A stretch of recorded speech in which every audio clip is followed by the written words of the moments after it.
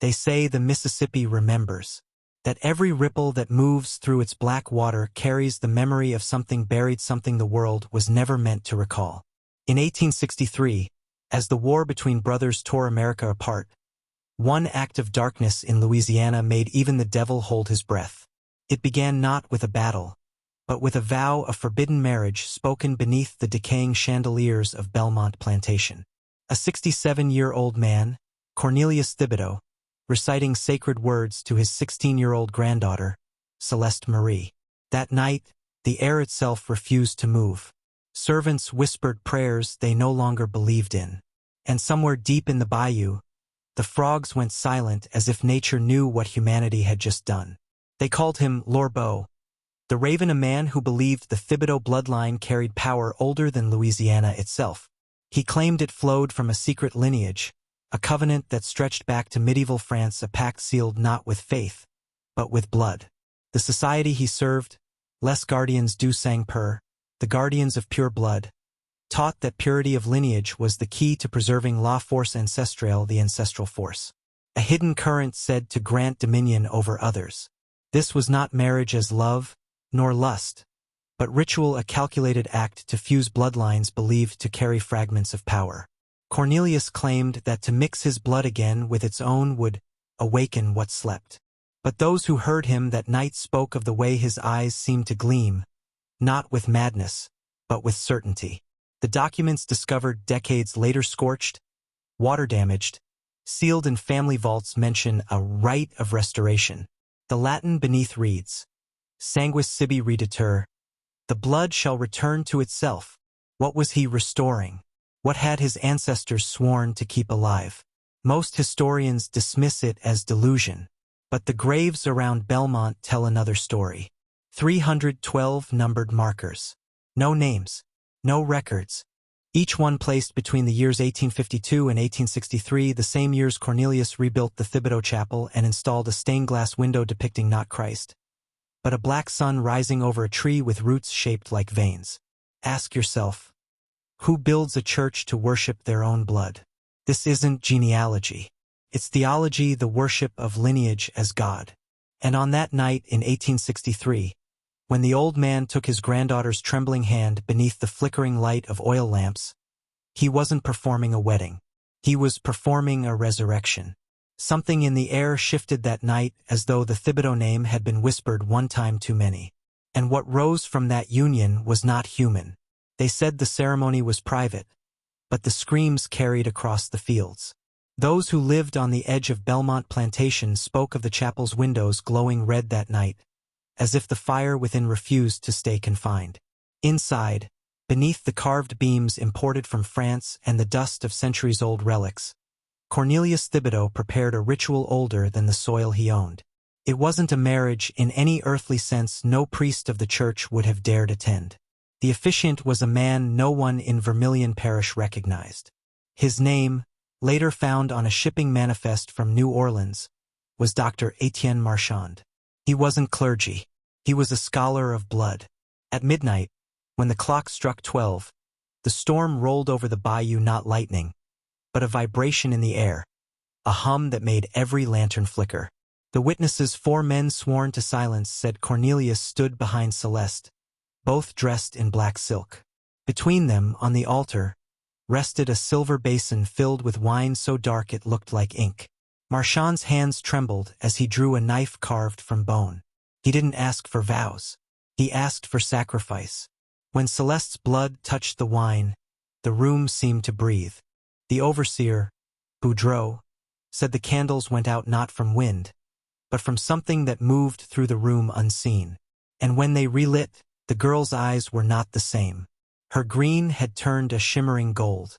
Witnesses described a faint pulse beneath her skin, as if her veins glowed for just an instant.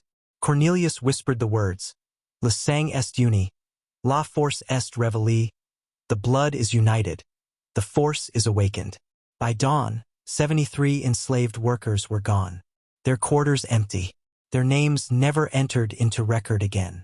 The overseer's wife claimed she heard chanting coming from the marsh that night, the same phrase repeated over and over in French, but with one word missing. The missing word, historians realized, was the name of a god erased from Catholic archives centuries earlier. When investigators decades later dug beneath the chapel's foundation, they found human bone mixed with the limestone arranged in perfect circles, as if marking an ancient boundary. The parish records describe the chapel as an architectural anomaly, its geometry aligning not with Christian symbology, but with something far older, the sigil of the Gardiens du Sang Pur. Celeste would not be seen in public for 6 months after that night. Those who caught glimpses through the plantation's tall windows said she looked like a mirror reflecting something that wasn't her. Her voice deeper, her eyes vacant, her laughter wrong. But the strangest part wasn't her transformation. It was Cornelius's. The old man, long, frail, and coughing blood, began to stand straighter. His gray eyes turned bright again. His hair darkened. His voice, once raspy, carried across the plantation like a command from a throne. What if the rite had worked? What if the marriage wasn't meant to preserve blood, but to transfer it? Every system of control on earth, from kings to corporations, has one common thread: the belief that power must remain in the blood. But here, on this swamp-soaked estate, one man turned belief into biology. And that's when the killings began again. By the time the war reached Louisiana's western parishes, the Thibido family no longer kept ledgers for crops or profit. The books that survived in the ashes of Bellmont's great house were written in the same careful hand, but they recorded something else entirely: not sugar shipments or harvests, but names. Each page carried a number, a symbol, and a date beside a column marked "Offrande," offering. The handwriting was Cornelius's. There were 312 entries, the same number as the nameless graves scattered in the oaks beyond the chapel. Each entry marked the disappearance of a worker, a servant, or a traveler who never left the plantation alive. And next to every 10th name, written in a different ink, a small crimson mark, a circle intersected by a vertical line, the sigil of Les Gardiens du Sang Pur. The pattern was perfect. Every 10th death, a renewal. When researchers decades later cross-referenced those dates with Cornelius's personal journals, a strange symmetry appeared. Each offering coincided with his physical decline: fever, coughing blood, failing eyesight, followed by a restoration 2 days later. And always, a feast was held in the chapel. But the invitations were never found. Celeste's handwriting appears only once in the ledger on the final page, dated 1864. Itride, l'union est complète. Son souffle est le mien. The union is complete. His breath is mine. Witnesses said that after the ceremony, she began walking the fields at night, barefoot, her white dress dragging through the mud. The overseer's wife recalled how the dogs would cower when she passed, tails pressed flat to the ground. When the Union soldiers reached Vermilion, Bellmont was deserted. No bodies, no survivors. Only a half-burned ledger sealed inside a hollow altar. And here's where it gets darker. In 1928, during courthouse reconstruction, that same ledger reappeared, anonymously mailed to the parish office with a note. The bloodline continues. Look beneath the names. Forensic analysts found that each entry, under ultraviolet light, revealed another set of initials traced faintly beneath the ink. Not of the dead, but of the living descendants. You see, Les Gardiens believed that death could be redirected, transferred through ritual lineage. Blood debt became inheritance. Power through substitution. Now imagine that principle scaled beyond one family. Imagine it institutionalized, embedded into governments, dynasties, corporations, even churches. The preservation of energy, not faith. Controlled through bloodlines, oaths, and debt. Every hierarchy has its Bellmont. Every empire its Cornelius. This is where the myth becomes blueprint, where the forbidden marriage stops being a scandal and becomes a formula. And before we go deeper, I need you to prove you're still with me, not as a viewer, but as an initiate. Comment this phrase twice below to lock it into your awareness. The blood remembers. Do it now. Because the next part of this descent, the silent generation, reveals how those who survived Bellmont rebuilt their power under new names, and how that bloodline still whispers through America's hidden institutions. When the flames finally devoured Bellmont Plantation in the winter of 1865, The newspapers called it divine justice. They said the bayou had reclaimed what belonged to it, that the cursed estate and its monstrous secrets had been swallowed whole by the swamp. But that's not what happened. The fire didn't end the bloodline. It erased the evidence. 3 bodies were found in the ashes, none of them Cornelius or Celeste. The coroner's report, brief and oddly unsigned, listed unknown males, possibly deserters. The charred remains of the chapel's altar bore faint traces of silver, melted medallions shaped like the Thibido crest. But inside one of those twisted lumps of metal, etched deep enough to survive the flames, investigators found a single word: Renaissance. In the decades that followed, that word became a phantom signature.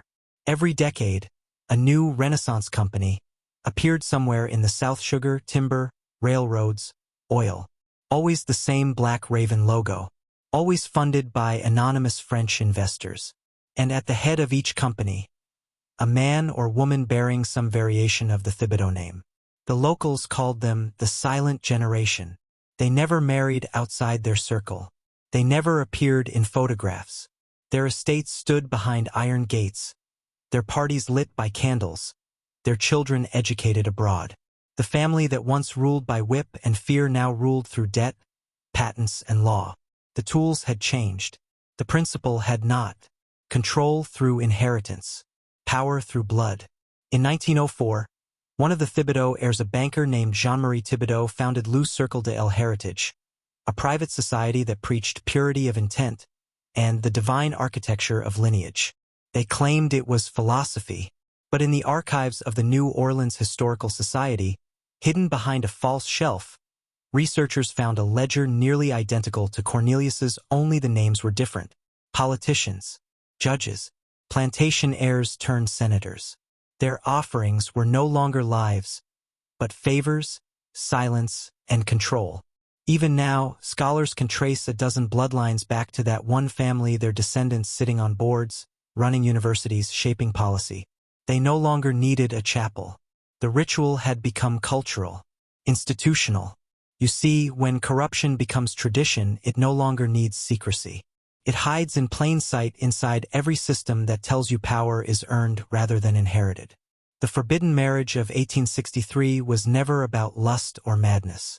It was the prototype, the creation of a dynasty immune to guilt, decay, or time because it learned to feed on history itself. And Celeste? Her trail disappears in Europe. Some say she died in a convent in Lyon. Others claim her body was never buried, that her remains were shipped back in 1899, sealed in a coffin lined with lead. The customs declaration marked it simply, family artifact. That artifact still exists. It's kept in a private vault beneath a financial institution whose emblem remains: a black raven with a single green eye. The deeper you follow this lineage, the more you realize. The Thibidos weren't just a family. They were a design. And what if that design didn't end with them? Every great lie needs a vessel, something strong enough to carry it through generations without cracking. For Cornelius Thibido, that vessel was blood. For those who inherited his creed, it became something far more insidious: belief. The design that emerged from Bellmont's ashes was no longer ritual, but system. The same principles that governed the Thibido blood cult were translated into the language of psychology, economics, and governance. A new religion without prayer, only hierarchy. Its first commandment was simple: power must appear natural. Cornelius's descendants understood that domination through fear burns itself out. The true art of control is self-imposed obedience. Convince a man that he is free, and you can lead him anywhere. Look at the shape of the modern world: pyramids of wealth, of labor, of attention. Every layer feeds the one above. It's the same geometry carved into Bellmont's chapel floor, an inverted triangle pointing down into the earth, where the sacrifices were made. They didn't invent capitalism or faith or government. They refined them into mirrors of their blood doctrine systems that demanded offerings in exchange for belonging. The second commandment: hide the ritual inside routine. Every contract signed without understanding, every signature of consent, every oath to a job or a party or a creed, all echoes of that night in 1863. You see, the ritual never needed candles or knives again. It needed repetition. Habit became sacrament. Bureaucracy became altar. The third commandment: erase the memory, preserve the structure. That's why history books speak of wars and presidents, not families and architects. They teach the movement of armies, not the bloodlines that funded both sides. They train you to see conflict, never coordination. And so the design endures, immune to revolution because it wears every flag. The Thibido formula was psychological alchemy, transforming the old symbols of inheritance into invisible architecture. Generations later, the Guardians of Pure Blood became think tanks, foundations, and secretive boards shaping education, medicine, and finance. The same sigil, the circle with the vertical line, appears discreetly on historical seals and modern corporate logos. Coincidence? Or continuity? The Thibidos called it la transmutation de l'esprit, the transmutation of spirit. The moment when men stop needing chains because they carry them in their minds. Ask yourself, when you wake each morning, what do you serve? A job, a country, a belief in progress? Or something older, an unbroken design that whispers through the generations, telling you what to desire, what to fear, what to sacrifice? The plantation burned. The chapel crumbled. But the pattern survived, rebranded, repainted, reborn. The forbidden marriage wasn't destroyed by history. It became history. Because what if every empire since has only been Bellmont wearing a new face? When the 20th century dawned, the Thibido name was gone from every public record, erased so cleanly it was as if the family had never existed. But power doesn't vanish. It molts. It sheds its skin, changes its language, and reappears in another form. In 1913, a consortium of anonymous investors helped fund a new banking network in the American South. Its emblem, a black bird in flight. Its motto, renovatio per ordinem, renewal through order. The same phrase once carved into the chapel altar at Bellmont. From there, the raven rose again, not in the swamps, but in skyscrapers. The family's heirs became financiers, industrialists, and early architects of psychological warfare. They had learned something the old patriarchs never could. The most obedient slaves are the ones who believe they're free. During World War I, members of the so-called Renaissance Circle advised both American and European governments on morale management, the first institutional study of propaganda. They called it public persuasion, but their internal memos referred to it by another name, mass transfusion. The art of transplanting belief, taking the emotional energy of millions and channeling it into a single agenda. It was blood ritual made modern, the same ancestral formula, rewritten in ink and radio waves. The offerings were no longer bodies in a field, but faith itself. Patriotism, ideology, fear harvested like sugarcane, refined into obedience. By the 1940s, their descendants had become untouchable. A senator in Louisiana, a steel magnate in Pittsburgh, a media executive in New York, each carrying the Raven's sigil somewhere on their personal stationery. Even J. Edgar Hoover's personal notes mention an organization, predating both Freemasonry and the Jesuits, possibly linked to Creole aristocracy. The note is underlined twice, then redacted. Their influence wasn't just economic. It was spiritual engineering. They learned how to saturate the collective psyche to make men crave their own servitude. Advertisements that mimic religious liturgy. Political slogans echoing ancient vows. Entertainment structured like ritual repetition. Each act a transaction, each transaction a tithe. Celeste's lineage, if the records are true, moved quietly through these circles, her descendants known for their strange eyes and cold charm. They married into publishing dynasties, old money families, even European nobility. And though the name Thibido faded, the symbol of the black raven multiplied in oil companies, secret societies, and universities. What they worshipped was never God. It was continuity, survival through transference. Think about it. The moment you're born, your name is recorded, your number assigned, your worth calculated. You are entered into a ledger, a digital one now that tracks your offerings, your labor, your loyalty. That's the new Bellmont. No chapel, no candles, just data. The modern offering is attention, the one thing every system competes to harvest. And the raven feeds on it still. The creed lives in the quiet logic of our institutions. Purity of hierarchy, preservation of control, obedience disguised as opportunity. The ritual never ended.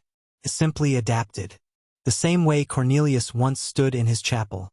Today's architects stand before their empires watching the light flicker across the same black glass. The same equation, the same hunger. And soon you'll see that what began in 1863 didn't just survive history. It became history. Every structure that ever ruled mankind, kingdom, empire, corporation, began as a mirror of the human mind. The true battleground was never in Louisiana, nor in any boardroom. It's inside you. Because what the Thibidos created wasn't just a family empire, it was a psychological template. Pattern for control. They understood something terrifying: blood is memory. It carries not only your biology, but the echo of every command ever obeyed by your ancestors. The systems that enslave nations feed first on the unconscious obedience carried within us all. Cornelius didn't need armies. He needed belief that power flows downward, and that worth must be inherited, not earned. That lie lives inside almost every man who's ever bent his head in quiet submission. That's the secret the Raven mastered. They found a way to hide domination inside identity. Every time you say, "That's just how the world works," you repeat their creed. Every time you accept less than your potential because it's safer, you reenact their ritual. The plantation may be gone, but the mindset remains: the conviction that someone else decides your value, your fate, your future. That's the modern bloodline. Obedience as heritage. Celeste's writings, those fragments discovered in a Paris archive, speak of awakening. Not rebellion, but reversal. "He took my blood," she wrote, "but he did not understand it. The blood remembers what it was before the chain." She claimed that within the same current of control lies its opposite. Awareness. The moment a man sees the system that binds him, the ritual breaks. That's why the story matters. Because hidden history is never just history, it's instruction. The same forces that shaped empires still whisper to you: work harder, fear more, obey the structure, trust the hierarchy. But beneath that whisper is another voice, older and quieter, the one that remembers before you were domesticated. When the blood awakens, obedience dies. So here's the choice every man faces: continue the pattern or rewrite it. Serve the Raven or burn the ledger. The forbidden marriage wasn't only a curse, it was also a mirror. Every generation must look into it and decide who they truly are, the heir or the heretic. And maybe that's why you found this story now, not by accident but by resonance. Because somewhere deep inside, you already feel the pull, the knowledge that your life has been scripted by forces you've never met, but can still defy. If you understand that, you're already breaking the circle. But the final truth, the one Cornelius died to conceal, hasn't been spoken yet. It's the revelation that turns this story from myth into weapon. Every secret ends the same way, not with revelation, but reflection. Because once you finally see the pattern, you realize it was never about them. It was about us. About what we choose to carry forward, and what we choose to bury. The final document linked to the Thibido line surfaced in 1972, sealed in wax, stamped with the Raven's sigil. Inside, a single page written in French, in Celeste's unmistakable hand. Translated, it reads, "The true inheritance is not in the blood, but in the mind that believes it cannot be changed." Think about that. After generations of rituals, sacrifice, and secrecy, the last living heir broke the creed. She saw the truth that the entire system of control, from Bellmont to the modern world, depends on one illusion: inevitability. The belief that power is permanent, that blood defines destiny, that the design cannot be rewritten. But the mind that sees the design is no longer part of it. That's the final ritual awareness itself. The moment you see the architecture, you dissolve it. Cornelius built a chapel of stone. You carry one in your skull. His was filled with candles, yours flickers with neurons. The same geometry that once enslaved you can be inverted. The triangle flipped, the power reclaimed. For centuries, the Raven fed on obedience. On men who never questioned why the world is shaped like a pyramid, why every system leads upward to the unseen few. They built the pattern, but they never built immunity because they never expected awakening. They never expected you. That's why this story found you not to entertain, but to remind. You've been taught to fear forbidden knowledge, but what you should truly fear is the comfort of ignorance. Because once you've seen the mechanism, you can never go back to sleep. The forbidden marriage was a ritual of bondage. Yours can be a ritual of release. Right now, choose your initiation. Speak it in the comments twice as the final act to mark your own transformation. The blood remembers, but I decide what it becomes. That's the break. That's the point where the pattern fractures. Because the only thing stronger than inherited power is awakened consciousness. So look around you at the systems, the hierarchies, the names that repeat through history. And remember, every empire is just Bellmont rebuilt in new stone. Every throne is a chapel floor waiting for fire. When you stop believing their order is sacred, you become something sacred yourself. And that's what Cornelius feared most, not rebellion, not ruin, but revelation. The day the bloodline remembers what it was never meant to forget. That no one is born to kneel. Not in Louisiana. Not in history. Not in you. This isn't just a story, it's a reflection of the system you were born into. If you've watched this far, you already feel it, the pull, the recognition. Comment the words. The blood remembers, but I decide what it becomes. Let that be your ritual of awareness. Subscribe for the next descent into forbidden history, and together, we'll uncover what they swore to erase.